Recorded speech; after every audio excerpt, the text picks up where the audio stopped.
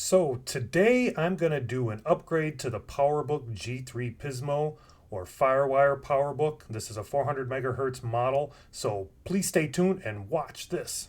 So this is a hard drive upgrade, which if available back in the day when this laptop was available, it would have been quite a speed boost. The hard drive upgrade looks to be way better improvement than a processor upgrade, or at least the processor upgrade that was available right at that time.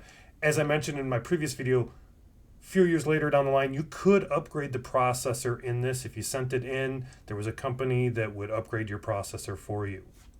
Now, first thing you got to do when you're going to do this is remove the keyboard, and you just pull back the little tabs in the upper two corners, kind of, or between the function keys on the keyboard. But you may have to worry about a little lock thing that may have been rotated that will keep it from coming out. It's just a little screwdriver to open it up. So once you pull back those tabs, you can get access underneath the keyboard, and it'll stay connected, of course, with the cable. So you got to bend it forwards towards you. And then you're going to need to get a small Phillips screwdriver and remove two screws that cover the kind of cooling heat shield plate that goes over top of the processor and RAM module for this laptop. Now, this covers up that RAM and processor module I was talking about earlier with the upgrade. This module can be removed from there, and that was what you could send in to then have them upgrade it. And there's a RAM slot on one side, and then there's a RAM slot on the other side of that card, so you can put two chips inside there. Then you got to remove this hard drive cage here to get the original hard drive out. And there's a connector on the edge kind of underneath the plastic there. So you got to pull up on the little tab and pull up on the cage, and that will come out. And you got to then kind of pull it away from that plastic edge to get it out from underneath there. And of course, then you're going to need some screws to get, or a screwdriver to get it out. In this case, it's a Torx, and I believe it's like a number 8, maybe, if I remember correctly. And of course, there's 4 screws you're going to have to remove from the cage and the hard drive to get it completely out. So this original drive, of course, is an IDE hard drive, not SCSI like earlier Macs.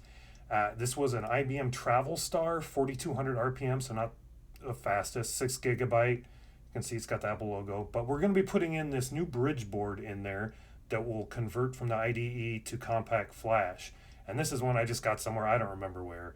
And then I've got the SanDisk 16 gigabyte, 50 megabyte per second module I'm going to put in to the computer. And right now I don't have any custom kind of cage or anything to adapt it to what was there before. So for these test runs, I'm just going to connect it up, and then I'm going to put a little piece of paper in the bottom there just to act as a kind of a shield or protect from shorting out any pins or exposed metal on that board to the cage that the old hard drives had in. And then of course got to put that shield back on for the processor. If you don't do that, things could overheat, and then you might have some problems, so you don't want that.